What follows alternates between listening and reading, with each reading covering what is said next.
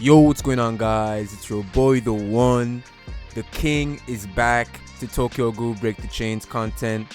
It has been a minute. Obviously, your boy was busy with the Black Clover mobile hype, so it has been a while. I'm sorry. I know you guys are angry, but we are back. Giving you weekly Tokyo Ghoul Break the Chains content.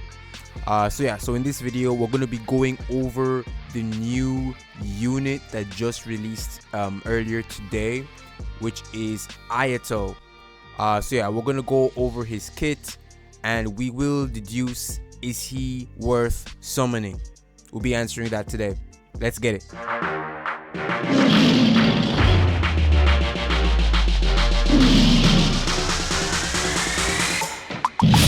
Welcome to the pinnacle of Gacha gaming on YouTube. Alright, so pretty much looking at Ayato real quick, he is a skill attribute unit of the Aogiri faction, obviously, and what he does is he deals damage to a target equal to 500% of his attack and applies lethal to the target for over 2 turns. And what lethal does is the target is unable to trigger any healing effect, so he stops you from healing. Now, we obviously know the one prevalent healer in the game that everyone's using, and the only healer people use in PvP, which is Hinami. So he's gonna stop people from using Hinami, or just from healing in general. So yeah, he's gonna stop that. And now his first passive, which is really cool, is Retaliate. And what Retaliate does is anytime your opponent uses an active skill attack on any of your units, it's gonna cause him to retaliate. And Retaliate is like a counter attack where he does damage equal to 140% of his attack. And so it's 140% of his attack, but the counter that he does gets an increase of 20% for each debuff the enemies have, or the enemy has. So let's say the enemy has 5 debuffs on, because there's no limit to this. So this just stacks. So let's say for some random reason you have 5 debuffs on your enemy. The enemy uses an active skill on one of your units. Then you're gonna do an increase. So of one, you're gonna have an extra 100% damage here. So 140%. So that'll be 240% of his attack, basically. So 240% of his attack. Theoretically, we're just theory crafting here, guys. So if the enemy has 5 debuffs, right, and they attack using an active skill, that's 240% of his attack that he's gonna use in retaliation as a counter. So this is really nasty, really good. And it will, if you have the right setup, this will and can counter the blue meta team. And this could potentially be the massive shift that the game has been waiting for, out of the blue meta thing that we're currently in. So let's look at his next passive. So this one is unlocked at limit level 3. This is crowd enhancement. So each time an enemy that has lethal dies, the whole team deals 5% increased damage for 2 turns, and this stacks up to 4 times. So yeah, this is just a nice little damage boost on top. And his next one, limit level 5, damage amplification. So each successful retaliation reduces a random enemy's attack related stats by 10% for 2 turns and causes you to deal 20% increased damage for 1 turn. Okay, so this is really nice as he is debuffing the enemy, also allowing him to deal that increased damage on his retaliation, and also giving him an extra 20% damage. So this is really nice, really nice. And his final passive is power burst enhancement, which is gaining power burst heals you for 10% of lost HP. Really nice. Unlocked at level 9. But I would say for priority, you would want to get him up to here at least. yeah, you would want this damage amplification at least, as it's gonna be really nice if you have this alongside his retaliation. So yeah, he is insane. Oh my god, like looking at him, because I looked at him before recording, and I was theory crafting, especially because there is some units that haven't released yet, but that they will be releasing soon. And if you pair them with Ayato in PvP, oh my goodness, he is insane. Like honestly, I wasn't rating him too highly. For PvP at first glance.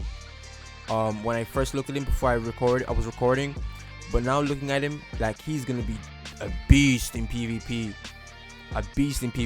If you have the right team setup, guys. But when you unlock this limit level, he does kind of support himself, and obviously lethal is a debuff. So if you land lethal or with this passive right here, apply the debuff, then your enemy attacks and he does the counter, it's gonna be nasty, really nasty. But you do need the right setup. So I will give him an S in PvP and an S in PvE. Like he's just that good for bosses, also stopping you from healing for bosses, for marathon, for PvP. He's gonna be a god, bro. Like he is gonna be an absolute god. So let's really quickly go into the team building, because I feel like this is gonna be where like you need to get down for him to really shine. I haven't summoned for him yet, so we'll just say first things first, we'll put Uta in there because Uta is the god, you guys know. So the second slot we'll say we'll say the second slot is Ayato. So the next slot, right? So we know he needs debuffers, right? And depending on how many debuffs your opponent has, when he counters or does his retaliation, he's gonna do an extra 20% damage. So what debuffers do we have in the game currently? We got Toka, we got Ayato, we got Juzo, right? So like you would want to pair him with a debuffer here in this slot. So I'm gonna put Juzo in this position. I'll just go over his kit real quick to show you guys what Juzo does. Juzo applies death mark, debuffing the enemy. And I've made a video going on his kit in general, but the point is he debuffs, and he's a skill type unit. He's AoE, and you would want a single target, but he's just someone you can use in the now, right? So let's just chuck Juzo in there, right, real quick. Boom, Juzo's in there. Then the backup, I don't know, for we'll just say this is for PvP theoretically. PvP, throw in Yomo, boom. Then we'll just say here in that slot right there is Ayato. So here we're gonna throw in someone green. So we're gonna put in, we'll just say Yoshimura right now. So Uta, Ayato, Juzo, Yoshimura, Yomo. That team is nasty. Will be nasty for PvP. Obviously Uta getting that up, getting the skill ups or star ups on your cards, and then Ayato with the negates of your healing and with the retaliation, the counters, and Juzo applying the death mark, reducing HP. You know his whole kit. And then Yoshimura, the tank, absolute like DPS god. Yoshimura, he's a beast of damage, and he's a tank as well. Well, not tank, but you know what I mean. He's tanky. He's hard to kill, because you're gonna want to build him with HP.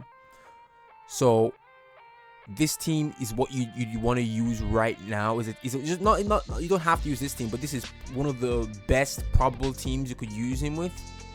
You might want to maybe take out Yoshimura, potentially run a Kaneki in there if you want. Like I'm just trying to think of a team that can potentially counter the full blue meta team right now. Uta is going to be in every team, we know this. So, and Ayato will be in there as well. But however, guys, there is a unit. You guys can check this. Where is he? Here he is. Kyoji Misaka. Right? He is also a skill type unit, and look what he does, guys.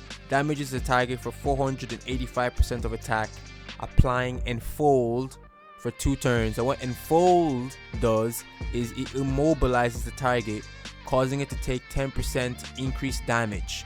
If the target dies when enfolded, all enemies take damage equal to 15% of the enfolded target's max HP. Guys, this Misaka with Ayato, and then potentially you could run Misaka, Ayato, and then I don't know, you could run let me just put it in real quick. So Uta, then Ayato right here, and then in this slot Misaka. Then in this slot right here you could run an Owl just for that extra tankiness and some single target damage. You could run Owl in there. That's what I probably do. I run Owl, then I run Ayato and Misaka in there, then Yomo in the back. That team would be nasty. Or you could run Juzo in the back. Now that team, that will be the green meta team, bro. And that team you can run in dungeons and marathon.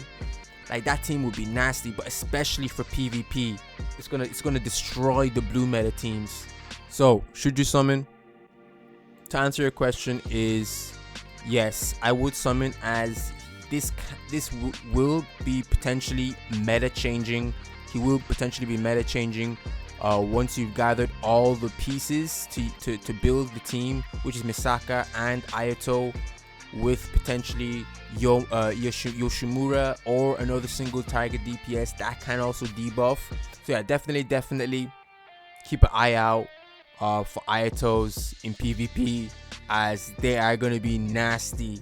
They will be nasty, especially if they have a really good team around the Ayato. So yeah, that's all for today's video, guys. If you enjoyed, don't forget to like, subscribe, join us in the Discord, Lions Pride, and yeah, stay tuned for more Tokyo Ghoul content. Take care and peace.